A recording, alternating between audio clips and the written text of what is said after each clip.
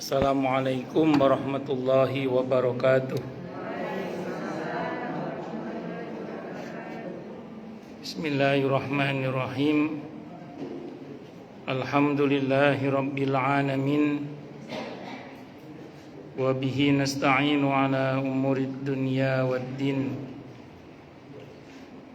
Wassalatu wassalamu ala asyrafil anbiya'i wal mursalin, Sayyidina wa habibina wa syafi'ina wa qurrati a'yunina wa maulana Muhammadin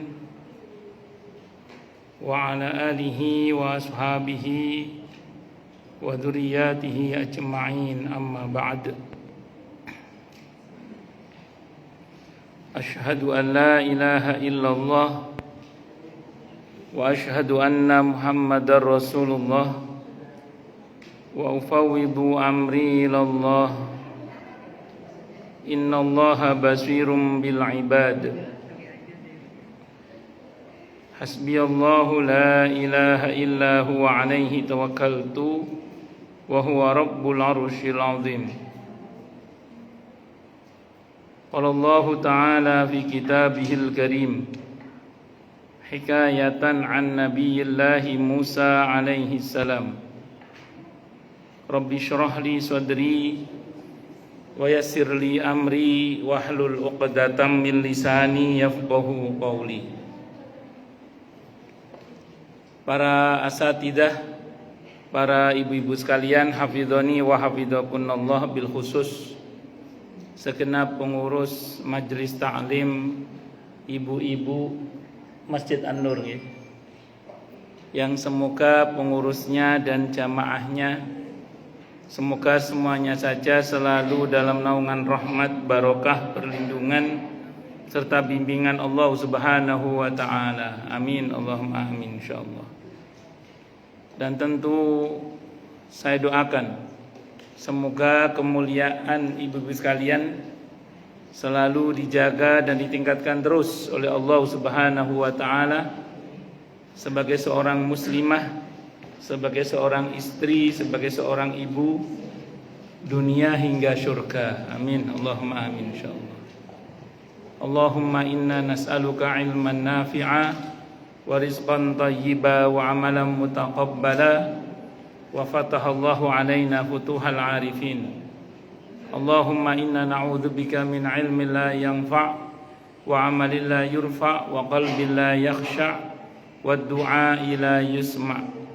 Allahumma ati anfusana taqwaha wa zakkiha anta khairu man zakkaha anta waliyuha wa maulaha. Amin, Allahumma amin, insyaallah. Yang utama tentu mari kita haturkan puja dan puji syukur kita ke hadirat Allah Subhanahu wa taala dengan berucap alhamdulillahi rabbil alamin. Mudah-mudahan dengan hamdalah ini nikmat dari Allah untuk kita ditambah. Karena Allah telah berjanji dalam Al-Quran di surah Ibrahim ayat 7, A'udzubillahi sami'il alim minasyaitonir rajim, wa idh adzana rabbukum la in syakartum la azidannakum wa la in kafartum inna adzabi lasyadid. Jadi kalau kita bersyukur, sungguh nikmat dari Allah untuk kita ditambah. Dan kalau kita kufur, kita diingatkan oleh Allah akan siksa yang sangat pedih. Ini janji Allah, dan janji Allah dalam Al-Quran itu la raiba fi, tidak ada keraguan di dalamnya. Di antara penjelasan la raiba fi adalah siapapun yang mengamalkan isi Al-Quran dengan keimanan dan keyakinan, maka Allah akan tunjukkan kebenaran Al-Quran itu kepadanya hingga tiada lagi keraguan dalam hatinya. Salawat dan salam semoga tercurah limpahkan untuk junjungan kita Nabi besar Muhammad sallallahu alaihi wasallam. Semoga kita semua diakui sebagai umat beliau. Amin, Allahumma amin, insyaallah. Saya wasiatkan terutama untuk diri saya sendiri dan panjenengan semua agar kita semua terus berusaha meningkatkan ketakwaan kita kepada Allah Subhanahu wa taala. Karena dengan takwa itulah kita bisa memperoleh derajat yang sangat tinggi dengan sesungguhnya di sisi Allah Subhanahu wa taala. Hal ini didasarkan kepada firman Allah Subhanahu wa taala dalam Al-Qur'an di surah Al-Hujurat ayat 13. A'udzubillahi samii'il 'aliim minasyaitonir rajim. Ya ayyuhan nasu inna khalaqnakum min dzakarin wa untha waj'alnakum syu'uban wa qabaila lita'arafu inna akramakum 'indallahi atqakum al-ayah. Wahai manusia, sesungguhnya kami telah menciptakan kalian dari seorang laki-laki dan seorang perempuan, berkembang menjadi bersuku-suku dan berbangsa-bangsa agar kalian saling mengenal. Sesungguhnya yang paling mulia di antara kalian di sisi Allah adalah yang paling bertakwa. Allah juga berjanji akan memberikan bonus bagi siapapun yang sungguh-sungguh bertakwa kepada Allah, berupa solusi atau jalan keluar dari setiap masalah yang dia hadapi, dan Allah juga berjanji akan memberinya rizki dari arah yang dia tidak duga sebelumnya. Hal ini didasarkan kepada firman Allah Subhanahu wa taala dalam Al-Qur'an di surah At-Talaq ayat 2 dan 3. A'udzubillahi samii'il 'aliim minasyaitonir rajim. Wa may yattaqillaha yaj'al lahu makhraja wa yarzuqhu min haitsu la yahtasib. Dan barang siapa orang yang bertakwa kepada Allah, maka Allah akan berikan dia jalan keluar dan rezeki yang tak terduga. Di tempatnya Allah berfirman, wa may yattaqillaha yaj'al lahu min amrihi yusra. Siapa yang bertakwa kepada Allah, maka Allah akan jadikan urusannya mudah. Semoga kita semua minal muttaqin, bahkan lil muttaqina imamah. Amin, Allahumma amin insyaallah. Ibu-ibu sekalian, hafizani wa hafizakunallah. Kajian kita kali ini kita coba mulai dari firman Allah dalam Al-Qur'an di surah Al-Hasyr ayat 18.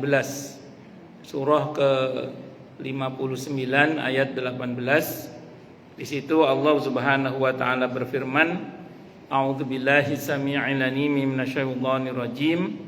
Ya ayyuhalladzina amanu taqullaha wal tanzur nafsum ma qaddamat lighad wattaqullaha innallaha khabirum bima ta'malun.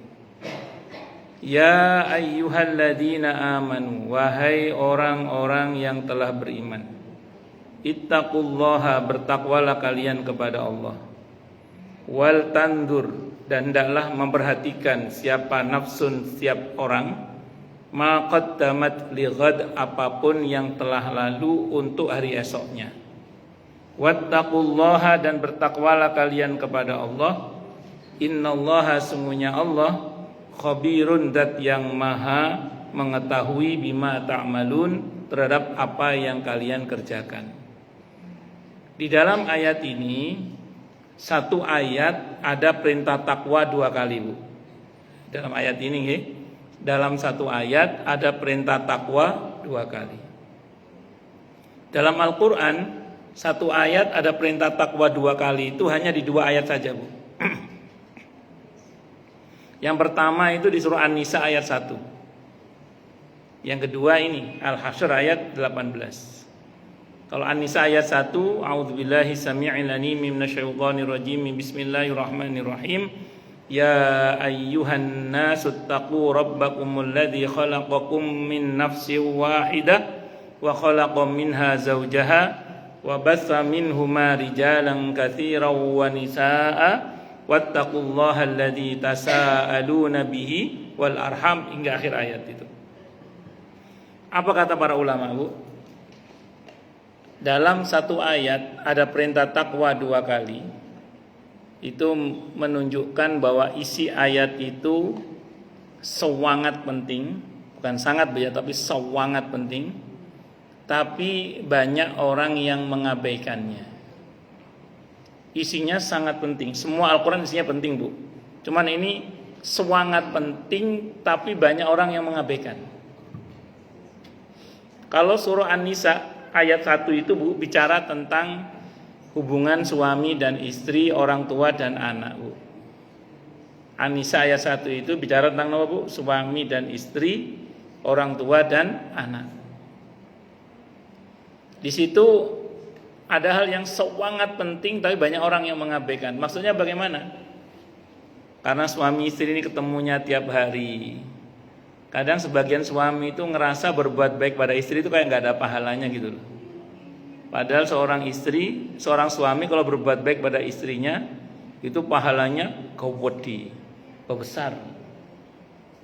Nah, demikian juga karena tiap hari ketemu, sebagian istri kadang ngerasa berbuat baik sama suami itu kayak nggak ada pahalanya gitu. Padahal berbuat baik pada suami itu pahalanya besar. Saking seringnya ketemu, kadang sebagian suami itu nyakiti hati istrinya, mendolimi istrinya, menganiaya istrinya, jahat sama istrinya. Itu kadang nggak merasa berdosa juga, karena tiap hari ketemu itu. Padahal berbuat dolim kepada istri itu dosanya juga gede besar itu. Kadang wong lanang nyatu sing wedok biasa ya. Ngenyek sing wedok kadang ya biasa. Padahal itu dosa itu. Cuman karena wis dino-dino ketemu dianggap wis biasa, padahal dosa itu. Diakumulasi oleh Allah kalau enggak ditobati, kalau enggak minta maaf itu. Nauzubillahi min syarri dzalik. Nah, sebaliknya istri durhaka kepada suami, dolim kepada suami, kadang yang enggak merasa berdosa. Karena merasa wis makanan dino-dino. Sudah makanan sehari-hari, istilahnya gitu. Jadi jangan begitu. Makanya ayat ini mengingatkan bahwa dalam interaksi antara suami dan istri, orang tua dan anak itu ada pahala yang besar, tapi hati-hati kalau jahat juga ada dosa yang sangat besar. Kadang sebagian orang tua juga gitu, ngerasanya itu berpahala kalau membantu anak yatim, fuqara masakin. Tapi kalau membantu anak, berbuat baik sama anak, ngerasanya kayak nggak ada pahalanya gitu. Padahal berbuat baik pada anak itu tidak kalah pahalanya dengan berbuat baik sama anak yatim, sama fuqara masakin. Gede loh pahalanya. Cuman karena sama anak interaksinya tiap hari dianggap biasa. Demikian juga ketika seorang anak berbakti pada orang tua kadang dianggap biasa. Padahal berbaktinya anak pada orang tua itu pahalanya besar. Sehingga ada sebagian anak itu yang kena talbis iblis, tipu daya iblis. Bantu sana, bantu sini, nyumbang sana, nyumbang sini. Sementara orang tua sendiri miskin tidak pernah dibantu. Mertua sendiri miskin tidak pernah dibantu. Nauzubillahi min syarri dzalik. Bantu sana, bantu sini itu utama. Tapi pada orang tua dan mertua itu jauh lebih utama.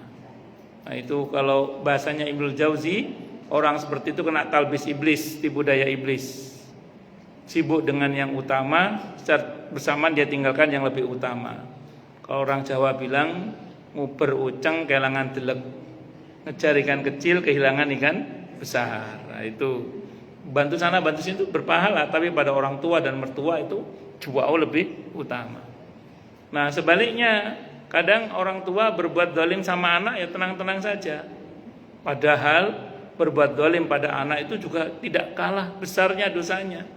Sampai kalau bahasanya Sayyidina Umar ada istilah orang tua durhaka kepada anaknya itu ada juga, gak cuma anak durhaka sama orang tua. Istilah orang tua durhaka kepada anak dalam istilah Sayyidina Umar itu ada itu. Makanya hati-hati. Sebaliknya kadang anak durhaka sama orang tua, kadang juga tenang-tenang saja. Karena hari-hari ketemu itu, padahal durhakanya anak pada orang tua itu dosanya besar sekali. Bukan cuma besar, besar banget. Nah, kurang apa tuh? Namanya hati-hati. Kenapa? Hati-hati. Nah, makanya ayatnya sampai diulang perintah takwanya 2 kali. Tapi kita sedang tidak membahas An-Nisa ayat 1, kita sedang membahas surah Al-Hasyr, Bu. Al-Hasyr ayat 18. Nah, tentang apa ini, Bu? Ini tentang waktu. Ini bicara tentang waktu. Jadi waktu ini mesti diperhatikan, karena kalau tidak kita bisa rugi, Bu. Kalau bahasa Al-Qur'annya wal asri innal insana lafi khusrin illal ladzina amanu wa amilus solihati wa tawasaw bil haqqi wa tawasaw bis sabr. Maka soal waktu ini perlu kita perhatikan, soal waktu ini. Ini sangat penting, cuman banyak orang yang mengabaikan. Coba kita cermati ayatnya Bu ya. Kita cermati ayatnya. Kata ayat ini Bu, wal tandur nafsum ma qaddamat lighad. Hendaklah setiap orang, setiap diri, setiap kita ini Bu, memperhatikan yang lalu untuk masa yang akan datang. Itu terjemahan teksnya ya.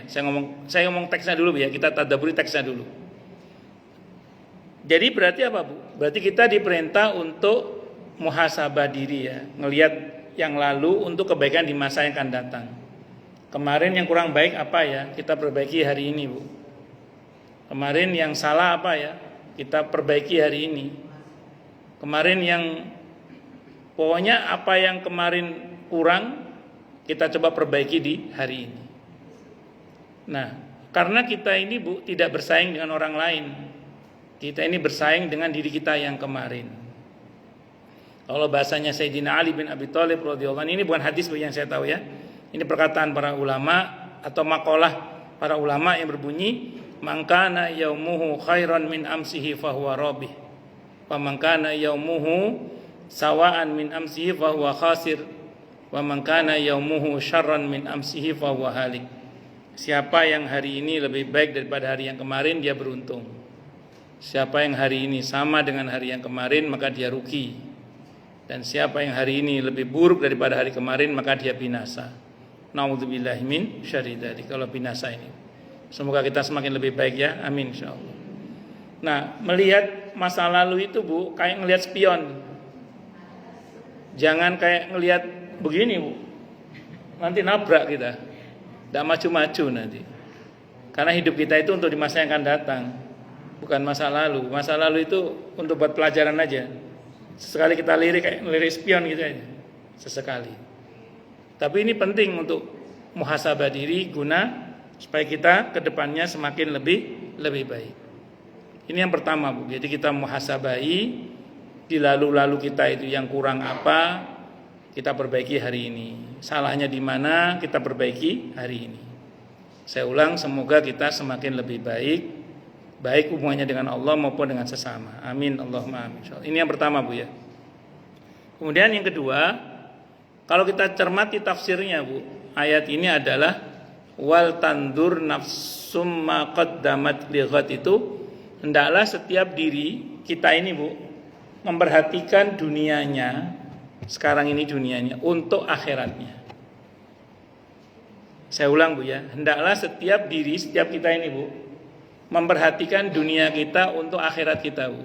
Itu tafsirnya itu. Tadi kita tadabburi teksnya, kita coba buka tafsirnya, itu tafsirnya begitu Bu. Maksudnya apa? Begini, ini rumus ya Bu ya.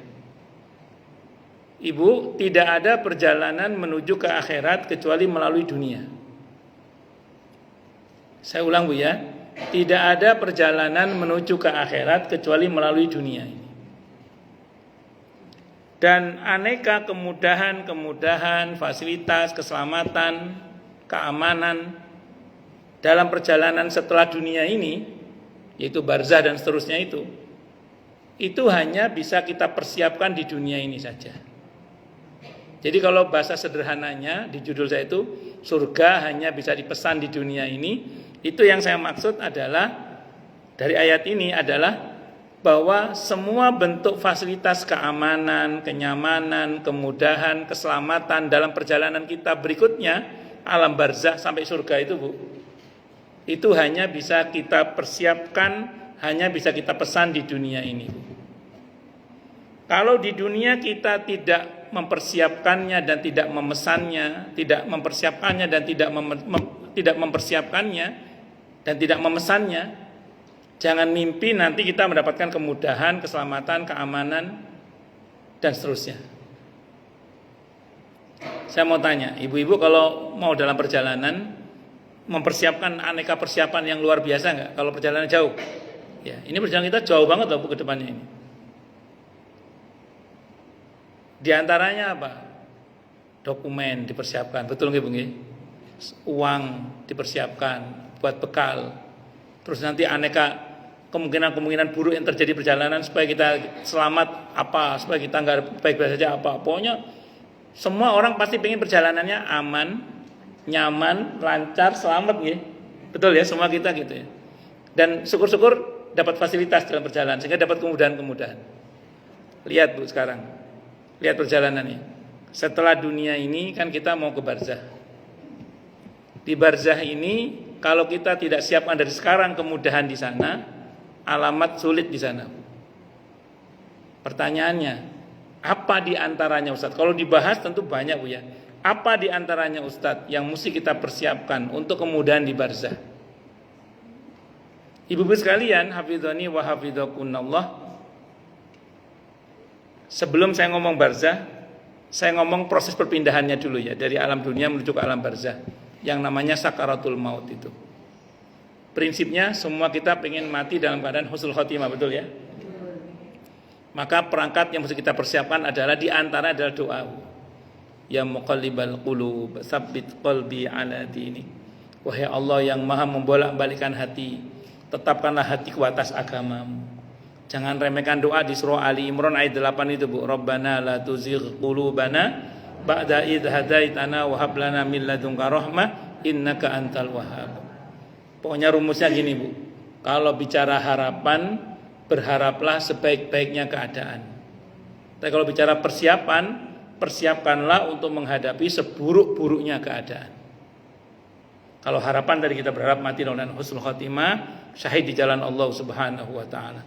Dalam hadis Sahih Muslim, barang siapa orang yang meminta kepada Allah mati syahid dengan sungguh-sungguh, maka Allah akan berikan kepadanya kedudukan orang yang mati syahid walaupun dia mati di atas ranjangnya. Jadi kalau selama ini Bu minta kepada Allah mati husnul khotimah, tambahkan Bu syahid di jalan Allah. Agar supaya kita ini kalaupun mati di atas ranjang kita diberi kedudukan orang-orang yang mati syahid di jalan Allah. Hadisnya Sahih Muslim au kama qala. Nah, itu diantaranya. Pun setelah itu gini Bu, semua kita, saya ulang tadi, kalau kita bicara harapan, berharaplah sebaik-baiknya keadaan. Tapi kalau kita bicara persiapan Bu, persiapkanlah untuk menghadapi seburuk-buruknya keadaan. Bu, jangan bayangkan kita itu mati sedang beribadah kepada Allah. Bayangkan kita ini ada potensi mati sedang durhaka kepada Allah. Nauzubillahi minasyaitonir rajim. Bayangkan aja. Lalu terus gimana mengantisipasinya? Ini rumus dari para ulama Bu ya. Saya baca dalam kitab At-Tadhkirah Imam Al-Qurtubi di antaranya. Umumnya orang itu Bu mata ala ma'asya.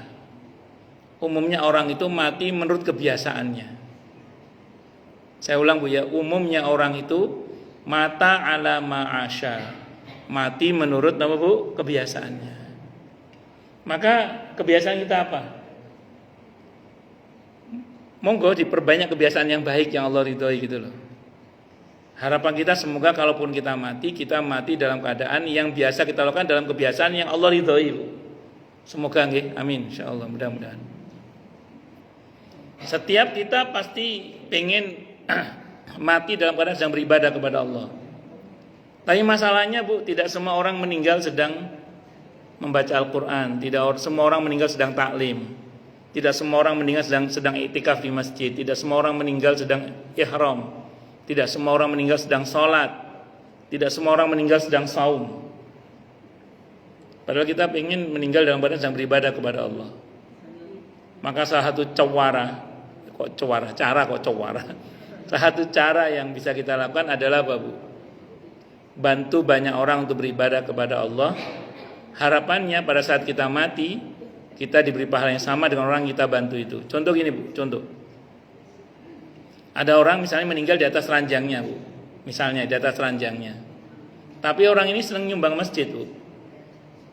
Lepas dia mati di atas ranjangnya, masjid yang dia bantu, musola yang dia bantu lagi dipakai orang buat sholat.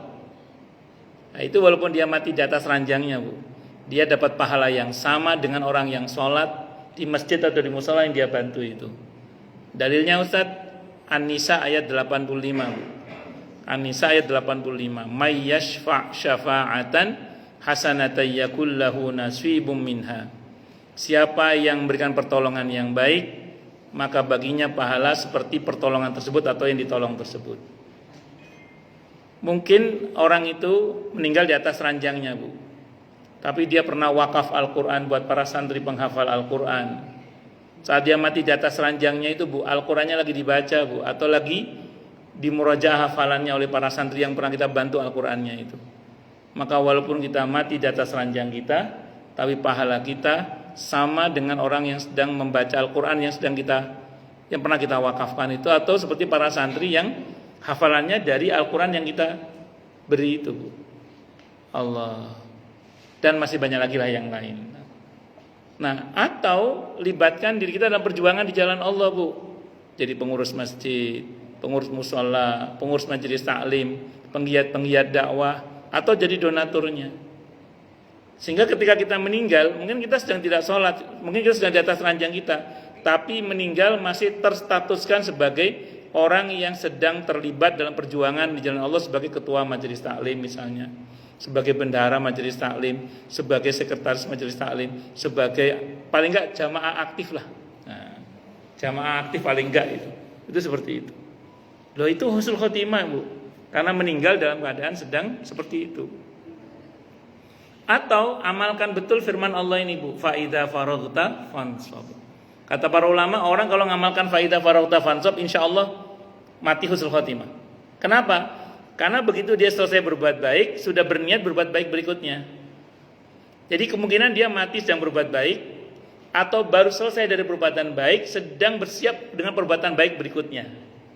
Kemungkinannya dua itu. Dan itu dua-duanya baik. Makanya kalau kita mau tidur, jangan asal tidur, Bu. Dalam hati gerak niat, ya Allah, niat nanti mau bangun sholat subuh berjamaah. Kalau bagi laki-laki terutama, kalau perempuan mungkin plus sholat awal tahajud atau macam-macam. Monggo silakan. Jadi ada gerak niat. Ini jenengan selesai ngaji ini udah bersiap niat mau sholat maghrib dah. Nah, itu kalau kita selalu begitu, Bu, selalu begitu, ada dua kemungkinannya. Meninggal dalam keadaan sedang beribadah atau beramal soleh, atau baru selesai dari ibadah beramal soleh sedang bersiap ke amal soleh berikutnya. Jadi nggak ada istilah waktu kosong, nggak ada istilah waktu kosong. Yang ada adalah waktu dipenuhi dengan perbuatan kebaikan atau berniat dalam kebaikan. Dari itu istilahnya menunggu dalam kebaikan. Dan itulah sebuah keberuntungan. Fa idza faraghta fansab. Begitu selesai bersiap untuk kebaikan berikutnya. Jangan pernah kosong dari niat baik. Allahu Akbar. Ngoten nggih, Bu nggih? Nah, pun lanjut. Nah, jangan bayangkan ketika kita meninggal dunia ada yang menalkin kita, Bu. Jangan kegeeran, saya punya anak yang soleh, insya Allah akan nalkin saya. Belum tentu. Saya punya keluarga banyak yang ahli ibadah, insya Allah akan nalkin saya. Belum tentu, Bu. Ada banyak orang yang meninggal dalam kesendiriannya tengah-tengah keluarganya, Bu. Di Kemang Pratama 3 itu ada seorang purnawiran jenderal mau habis olahraga ngomong sama keluarganya, saya mau tidur dulu, nanti zuhur bangunin ya, mau sholat zuhur berjamaah di masjid. Ya untungnya punya niat jamaah di masjid. Tidur di tengah-tengah keluarganya itu. Biasanya sebelum zuhur udah bangun, ini kok belum bangun, dibangunin. Ternyata sudah meninggal. Dalam kesendiriannya di kamarnya, padahal ada keluarga banyak di situ. Nah, kalau Allah berkehendak bisa begitu. Allahu Akbar. Saya punya jamaah ngantar suaminya ke rumah sakit. Dulu namanya Global, sekarang Primaya, tapi yang di Kalimalang sana. Habis periksa ada dokter, pulang, ada supirnya, ada istrinya sampingnya, ada suaminya, yang sakit suaminya itu. Suaminya ngorok. Ya, orang tidur ngorok kan biasa, Bu. Dikira yang ngorok biasa, ternyata meninggal. Ada istrinya, ada supirnya, enggak ada yang nalkin. Nah, kita ini jangan mengandalkan orang untuk menalkin kita, tapi mohon pada Allah agar kita bisa menalkin diri kita sendiri saat kita meninggal dunia. Caranya gimana? Ringankan lisan dan hati untuk mengucap la ilaha illallah. Nah, jadi ringankan lisan dan hati untuk mengucap la ilaha illallah. Agar kalaupun kita mati dalam keadaan sendiri, kita bisa menalkin diri kita sendiri. Saya punya jamaah, beliau ketika mbahnya menjelang meninggal, pas habis asar dikumpulkan semua cucunya, termasuk jamaah saya itu yang masih kecil saat itu. Kata mbahnya, ayo baca la ilaha illallah, la ilaha illallah. Ternyata belum meninggal, bukannya ditalkin malah nalkin. Jadi bukannya ditalkin malah nalkin itu. Itu ada yang begitu itu. Mengarham kakek saya sendiri itu meninggal dalam zikirnya, dalam kebiasaan zikirnya la ilaha illallah. Maka ringankan lisan dan hati, Bu, ya, untuk mengucap apa? La ilaha illallah. Pun. Nah, itu menjelang kematian. Nah, Nanti di barzah juga sama, Bu. Kita kalau nggak persiapkan dari sekarang di dunia ini, barzah itu alamat ruwet, Bu, urusannya itu. Di antara bentuk amalan yang bisa kita lakukan di dunia ini supaya nanti di barzah kita beres adalah memperbanyak membaca surah Al-Mulk atau surah Tabarok. Ustadz, hadisnya lemah. Ya betul, ada yang mengatakan lemah hadisnya, tapi ada yang mengatakan hasan. Kalau ibu baca tafsir Ibnu Katsir, ada sebuah hadis yang dikutip oleh Ibnu Katsir, hadisnya riwayat At-Tirmidzi. Kata Ibnu Katsir hadisnya lemah, tapi kata Imam At-Tirmidzi hadisnya hasan. Apa dalam hadis itu disebutkan? Kata Imam At-Tirmidzi menyebutkan dalam riwayat itu bahwa Nabi kita Muhammad sallallahu alaihi wasallam bersabda, "Aukamakal, sebelum kalian ada orang sebelum kalian yang meninggal dunia. Begitu masuk ke alam barzah, maksudnya dia didatangi oleh dua malaikat namanya Munkar dan Nakir. Munkar Nakir itu serem, kalau diceritain dalam hadis itu serem lah. Nah, tiba-tiba Munkar Nakir dihadang oleh surah Al-Mulk. Munkar Nakir dihadang oleh surah Al-Mulk. Kata surah Al-Mulk, jangan sentuh orang ini. Dalam diri orang ini ada saya, katanya. Kata Munkar Nakir, saya utusan Allah. Kata Munkar Nakir. Kata surah Al-Mulk, saya firman Allah. Oh, kuat-kuatan, Bu. Yang satu ngomong utusan Allah, yang satu ngomong saya firman Allah. Akhirnya Munkar Nakir mundur. Yang monggo sampaian saja, katanya, kalau bahasa kita. Akhirnya Munkar Nakir mundur, yang ambil peran adalah surah Al-Mulk. Orang yang rajin baca surah Al-Mulk, apalagi sampai hafal, itu potensial bebas fitnah kubur, pertanyaan kubur. Al-Imam Al-Qurtubi rahimahullah ngutip satu riwayat dalam kitab At-Tadhkirah, hadisnya dari Sayyidina Utsman ibn Affan radhiyallahu an. Dalam hadis itu disebutkan bahwa orang itu kalau barzahnya beres, maka kedepannya beres. Orang itu kalau barzahnya beres, kedepannya apa, Bu? Beres. Maka kemudian ada lagi apa amalan berikutnya, Ustaz, yang sekiranya di barzah nanti kita diberi kemudahan-kemudahan. Kalau dalam kitab At-Tadhkirah Imam Al-Qurtubi, diperbanyak baca surah Al-Ikhlas. Di antara perbanyak baca, Bu, surah Al-Ikhlas. Ini tentu dengan tetap melaksanakan kewajiban-kewajiban, Bu, ya. Jangan mentang-mentang kalau gitu baca surah Al-Mulk aja deh, enggak usah sholat ya. Ini istilahnya suplemen penyempurnanya, ya. Kewajiban tetap dijalankan dengan baik dan benar. Ada kurang-kurangnya ditambal pakai ini, Bu. Kok surah Al-Ikhlas? Ada sebuah hadis sahih riwayat Ahmad. Hadisnya sahih riwayat Ahmad. Nabi bersabda, "Aukamakal, barang siapa membaca surah Al-Ikhlas 10 kali tanpa diselingi dengan bacaan yang lain, maka Allah akan bangunkan untuknya rumah di surga." Baca surah nama, Bu, Al-Ikhlas berapa kali, Bu? 10 kali tanpa diselingi dengan bacaan surah yang lain, bacaan-bacaan yang lain. Nah, itu sampai 10 kali dibangunkan rumah di surga. Hadisnya riwayat Ahmad, hadisnya sahih. Nah, Bu, kalau orang sudah punya rumah di surga, itu kalau bahasa Al-Qur'annya istilahnya ashabul jannah, Bu. Orang yang punya sertifikat surga. Ada ahlul jannah, orang yang punya KTP surga. Tapi kalau ashabul jannah, orang yang punya sertifikat surga. Orang kalau sudah jelas punya kapling di surga itu, ya insya Allah barzahnya juga akan dimudahkan oleh Allah Subhanahu wa ta'ala. Nah, ini diantara saja, Bu, ya. Kalau kita buka tentu banyak hal yang mungkin harus kita lakukan, tapi yang pokok itu yang penting kewajiban-kewajiban kita laksanakan dengan baik dan benar. Ada kurang-kurangnya yang kita tobati, diantaranya kita sempurnakan dengan amalan ini diantaranya, Bu. Allah, dan itu hanya bisa kita pesan di dunia ini aja. Karena begitu kita mati, ya sudah, inqata amaluhu, terputus amalnya. Bersyukur kalau kita punya sedekah jariyah yang pahalanya terus mengalir. Bersyukur kalau kita punya ilmu yang bermanfaat. Bersyukur kalau kita punya anak-anak yang soleh yang mau mendoakan kita. Kalau nggak punya itu udah wassalam aja udah. Ngoten nggih? Nah, itu diantaranya. Terus kemudian itu baru di barzah. Setelah itu ada kiamat kubro. Orang beriman tidak mendapati kiamat kubro karena menjelang hari semua orang beriman mati, tinggal orang kafir saja. Setelah kiamat kubro mati semuanya kecuali Allah Subhanahu wa taala. terus kemudian Allah adakan proses hari kebangkitan namanya Yaumul Ba'ats. Nah, di Yaumul Ba'ats itu lagi-lagi Bu, bentuk tubuh kita itu tergantung dari amal kita di dunia ini. Saya ulang, ketika kita dibangkitkan dari kubur itu Bu, bentuk tubuh kita itu berdasar informasi amal di dunia ini.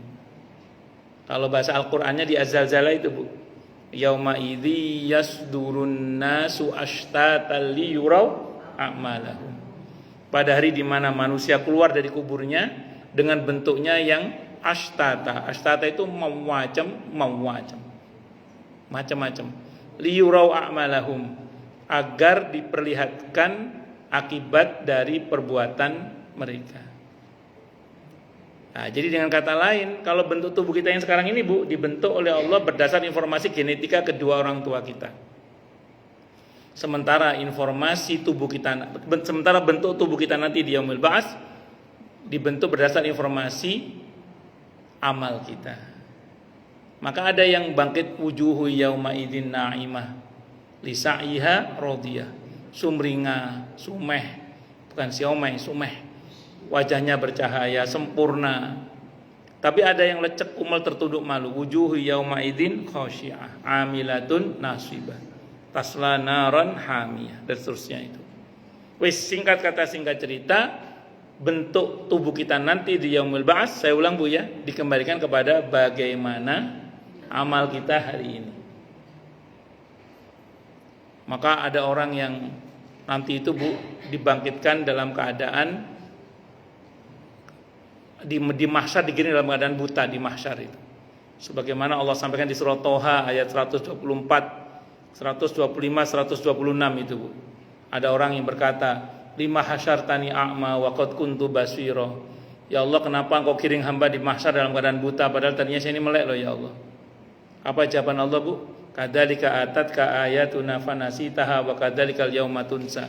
Sebagaimana telah datang kepadamu ayat-ayat kami tapi kamu mengabaikannya, sebagaimana dulu kamu di dunia mengabaikannya, maka sekarang pun kamu diabaikan. Itu Allah murka, bahasanya masih halus Bu.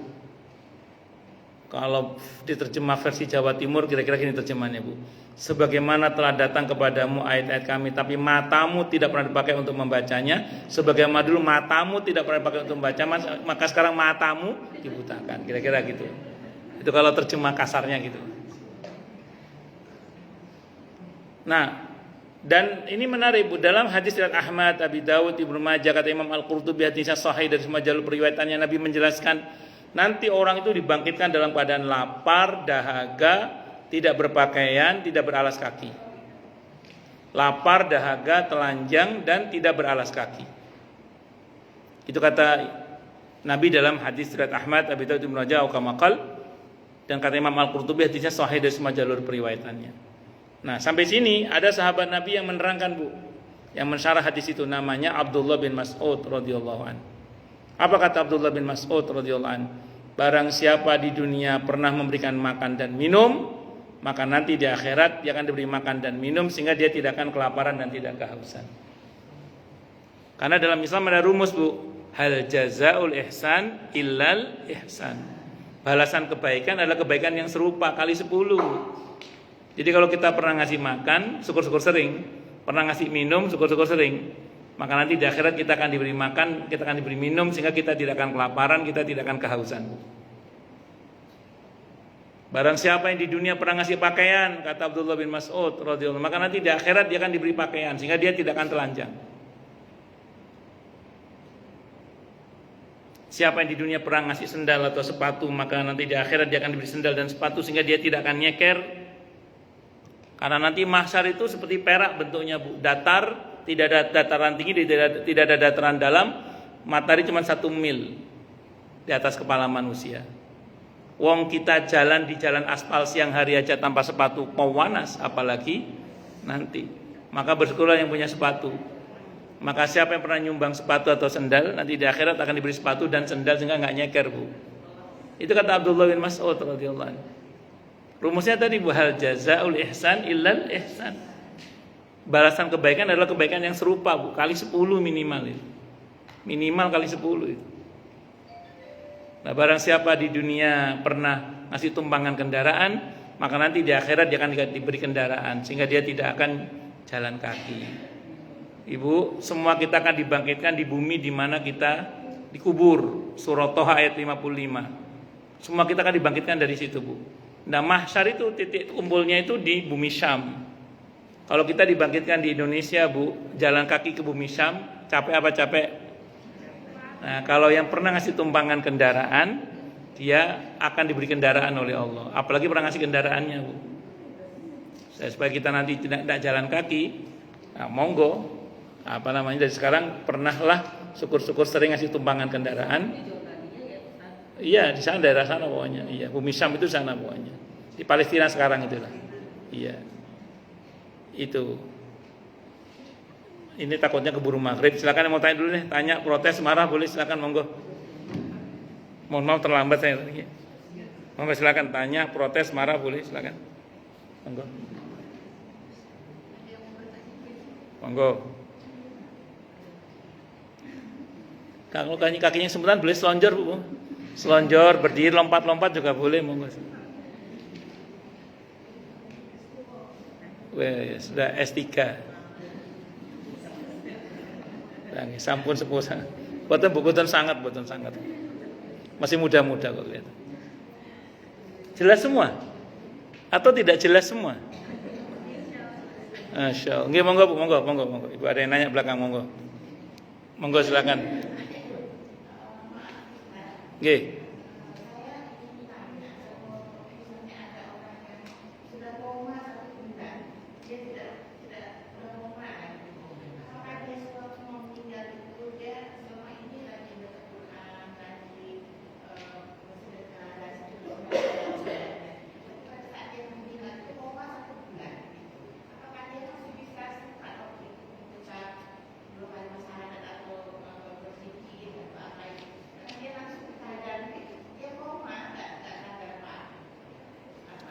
Baik.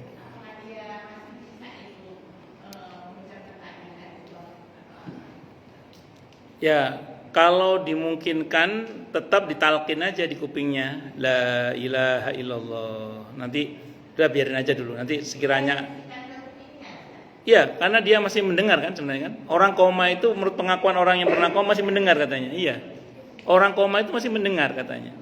Ya wallahu a'lam. Kalau yang saya tahu gitu. Jadi sebaiknya tetap ditalkin saja. Dan selama beliau koma dan tidak sadar itu kalau bagi seorang beriman itu dosa rontok terus itu. Kan sakit itu kalau koma kan tidak perlu sabar, dia udah nggak sadar kan. Ya itu udah dosa berguguran terus. Itu bagian dari cara Allah untuk membersihkan dosa-dosanya. Jadi kalau sependek yang saya pahami, karena kupingnya masih bisa mendengar, saran saya ditalkin tetap. Jadi misalnya ini waktunya masuk sholat, kita bisiki, Bu, sholat ya, terus kita talkin la ilaha illallah. Nanti kita tinggal dulu nggak apa-apa, nanti sewaktu kita talkin lagi la ilaha illallah. Mungkin dia nggak bisa ngikuti dengan lisannya, tapi hatinya diharapkan mengikuti. Ya itu hatinya mengikuti itu juga penting itu. Itu seperti itu. Ngoten nggih, Bu nggih. Wallahu a'lam bishawab. Ada lagi mungkin silakan kalau ada. Nggih, monggo.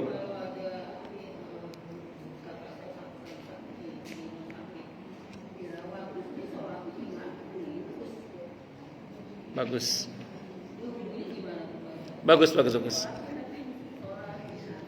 Jadi gini, kalau ada orang sakit, terus kemudian dia badannya penuh dengan selang dan kabel, misalnya gitu ya, udah gitu pakai kondom kateter atau pakai pembalut atau apa macam, kupak najis, dan tidak mungkin setiap kali sholat misalnya dia cebok karena pasti sulit itu.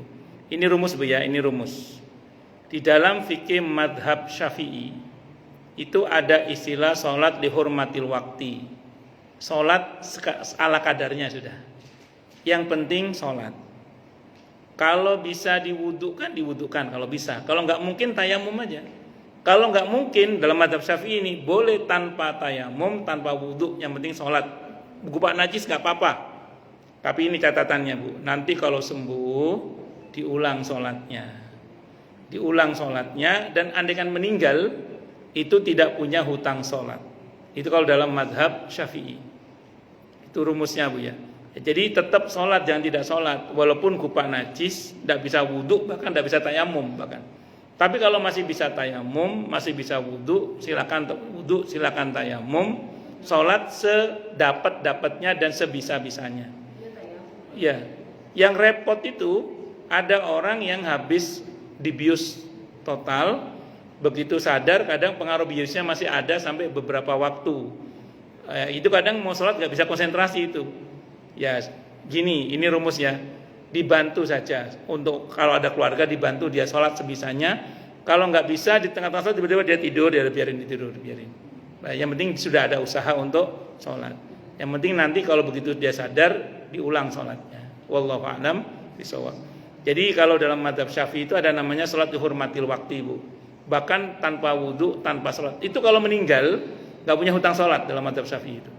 Kalau dia sehat, sembuh, maka silakan diulang sholatnya dari dimana dia sholat dengan cara yang tidak sempurna sampai dia sempurna.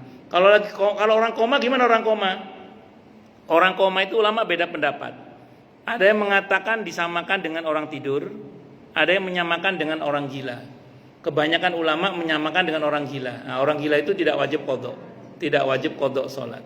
Wallahu a'lam bishawab. Okay. Ada lagi atau cukup? Monggo Bu, monggo. Waalaikumsalam warahmatullahi wabarakatuh. Tadi Pak Ustaz kan bilang jangan kepedean, punya anak yang soleh, ilmu yang bermanfaat dan jariah. Terus kita ini mengharapkan dari siapa lagi? Kalau seumpama sedang membutuhkan doa-doa atau kiriman apa? Baik. Ini rumus Bu ya, ini rumus ya. Jadi yang saya maksud jangan kepedean itu, gini maksud saya, jangan mengandalkan orang.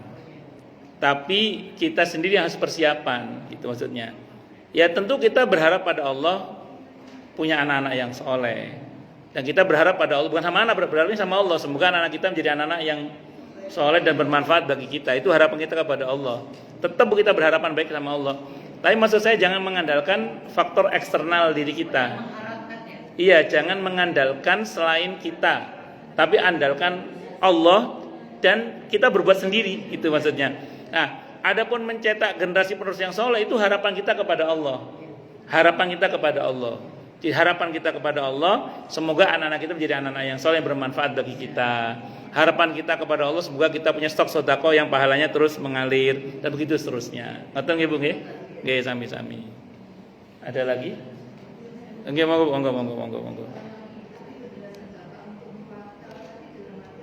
Untuk apa Bu? Oh, rapelson kenapa? Oh bagus, saya mau terangkan ya, sampun. Bagus. Mengkodok sama i'adah itu beda. Kalau mengkodok kan punya hutang sholat. Kalau punya hutang sholat itu konteksnya gini, saya harus terangkan apa adanya ya. Para ulama itu berbeda pendapat tentang hukum mengkodok sholat, kecuali karena lupa atau karena tertidur. Hadisnya sahih kalau itu. Jadi kalau karena lupa atau karena tertidur mengkodok sholat itu sahih, harus dikodok, harus dikodok. Kalau bahasanya Nabi, barang siapa yang tertidur atau lupa, hendaklah dia segera melaksanakan sholat, kodok maksudnya ketika dia bangun atau ketika dia ingat. Itu rumusnya. Nah ini yang saya bicarakan tadi itu bukan kodok, tapi i'adah. I'adah itu gini Bu. Kalau kodok kan bayar utang, kalau i'adah itu mengulang. Konteksnya beda. Kalau orang mengkodok, kalau tidak mengkodok itu punya hutang sholat itu. Nah sementara kalau orang yang orang yang sudah melakukan sholat dihormati waktu tadi, andai kan dia meninggal dan belum i'adah, itu dia nggak punya hutang sholat. Nah i'adah itu mengulang. Memang seperti mengkodok, tapi dia bukan mengkodok, dia namanya i'adah, mengulang dia. Sebenarnya gini Bu, kalau andaikan dia tidak mengulang sekalipun, ada kaidah yang berkata begini, rukhsah yang diambil itu sudah sah. Itu rukhsah yang diambil itu sudah sah dan tidak wajib mengulang. Sebenarnya begitu. Cuman beberapa ulama itu memerintahkan agar diulang, bukan apa-apa, untuk lebih menenteramkan hati saja sebenarnya. Jadi bedanya qadha sama i'adah, Bu, kalau qadha itu hutang, Bu, wajib bayar. Kalau i'adah ini sebenarnya dia lebih kepada bukan hutang, tapi mengulang yang sudah dilakukan tidak sempurna kemarin. Andaikan meninggal dia nggak punya hutang sholat, kalau dia sembuh mengulang itu lebih menyempurnakan gitu, lebih menyempurnakan gitu sebenarnya. Seperti biasa, seperti biasa, sholat duhur seperti biasa, dan tidak harus di waktunya, bisa di luar waktunya, karena ini sifatnya sudah i'adah, bukan lagi bukan lagi sholat ada yang seperti biasanya itu. Wallahu alam bisawab. Ngeten nggih? Kalau ibu pengen tahu dalilnya mengulang sholat itu, hadisnya Sahih Muslim ketika Mu'adz bin Jabal radhiyallahu an selesai sholat bersama dengan Nabi, mengulang sholat kembali bersama satu kaum yang belum sholat isya, beliau jadi imamnya itu namanya mengulang sholat. Atau Abu Bakar yang udah selesai sholat bersama dengan Nabi, ada orang ketinggalan jamaah, beliau mengulang sholatnya. Statusnya kayak gitu aja sebenarnya, mengulang sholat itu. Jadi mengulang sholat itu sifatnya tidak sama dengan qadha. Kalau qadha kan dia punya hutang sholat, dia punya hutang, dia wajib bayar dia. Ya, andaikan meninggal belum qadha punya hutang sholat dia. Sementara kalau yang yang i'adah itu dia andaikan meninggal nggak punya hutang sholat dia. Cuman memang kurang sempurna sholatnya gara-gara keadaannya yang tidak mungkin tadi itu. Dan itu dimaafkan oleh Allah, nggak ada masalah. Ngaten nggih? Allah alam bisawab. Ada lagi? Cukup nggih? Cukup nggih ya, Bun? Kita tutup dengan hamdalah. Alhamdulillahirabbil alamin. Semoga kajian kita bisa bermanfaat, mubarakah fid dini wad dunya wal akhirah untuk kita, keluarga kita dan seluruh umat Islam semuanya. Dan mudah-mudahan kita semua dijadikan oleh Allah sebagai orang-orang yang sukses dunia akhirat, selamat dunia akhirat, bahagia dunia akhirat, dan dipermudah urusan kita oleh Allah fid dini wad dunya wal akhirah. Semoga Allah limpahkan hidayah selalu untuk kita, semoga Allah tingkatkan selalu hidayah untuk kita, dan semoga Allah berikan hidayah untuk siapapun yang melihat kita. Subhanakallahumma bihamdika asyhadu an la ilaha illa anta astaghfiruka wa atubu ilaik. Sallallahu alaihi Muhammad wa ala alihi wasallam. Saya mohon maaf. Wassalamualaikum warahmatullahi wabarakatuh.